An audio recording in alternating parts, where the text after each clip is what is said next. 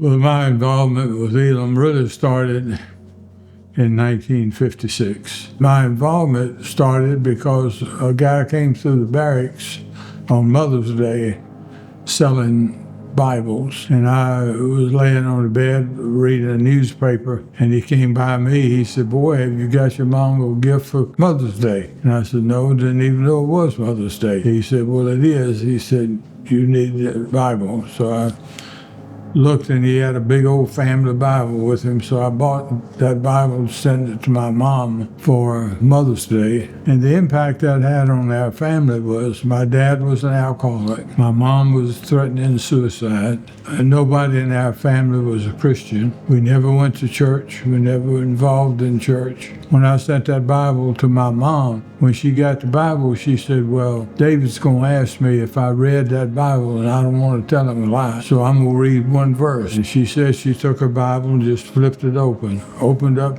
on the page, Jeremiah 29:13. "And you shall seek me and find me when you shall search for me with all your heart." And when she read that verse, she said she could not get away from it. She said night and day it played over and over, just like it was on loop tape, that it just kept playing over and over again. My dad was still drinking heavily. My mom was still contemplating suicide, but it began to have an effect on our family at that time. And my dad, he said many times, "I wanted to quit drinking," but he said nobody ever told me how to do it. And my mom started listening to a young preacher on WBRG here in Madison Heights named Jerry Falwell, was preaching a 30-minute radio broadcast every morning at 6 o'clock. And they started listening to it on a regular basis. And they decided they wanted to go and hear that preacher in person. That's where our family got involvement. So in 1956, when Jerry started the Thomasville Baptist Church, in 1959 he started Elim Home. Saw the tremendous need because of his dad's involvement with alcohol. Jerry knew a lot of men that had a real problem with alcohol, and he immediately began to realize that there was no way you could just take men that had a real alcohol problem.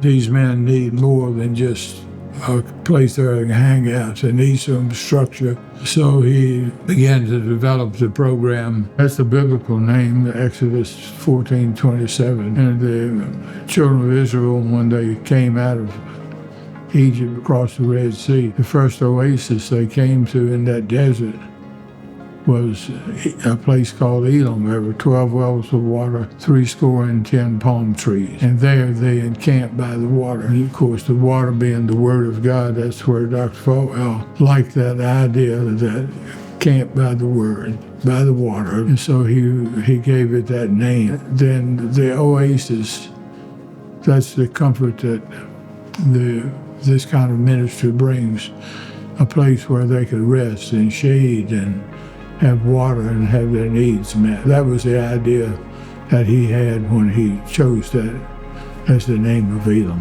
One thing, and I think Dr. Falwell instilled this, that's why he wanted to call it Elim Home. Several times we talked about dropping home, just Elim, because it created the idea to some people that home meant they could come and stay here as long as they wanted to. But he would never allow us to do it.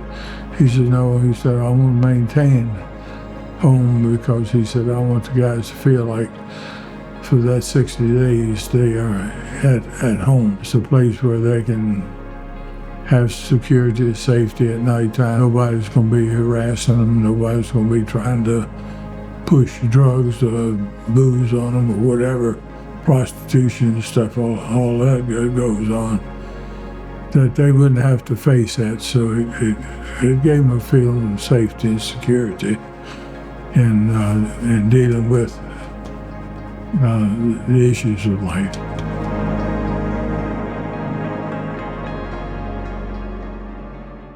I was a little concerned at the beginning, but since I've been here and seen what y'all have done and are doing, God is in it.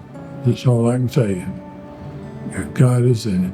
Y'all have tremendous assets and facilities and leadership, and I think it's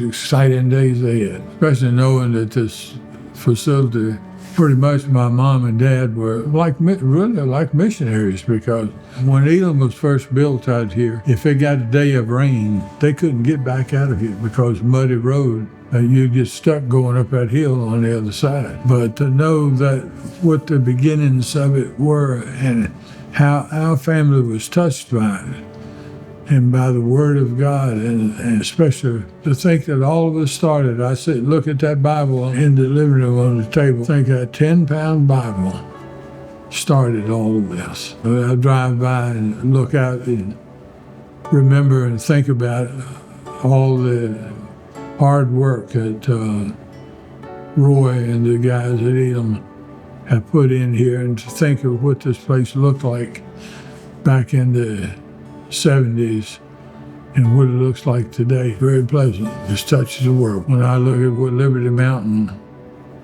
was 50 years ago and what's there today, I mean, it's a miracle, and this is a miracle. It's a miracle.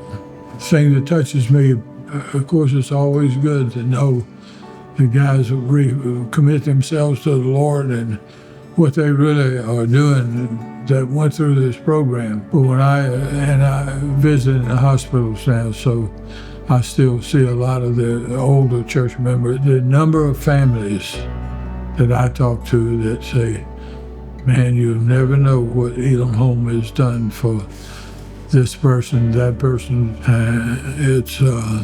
It's very touching, very touching.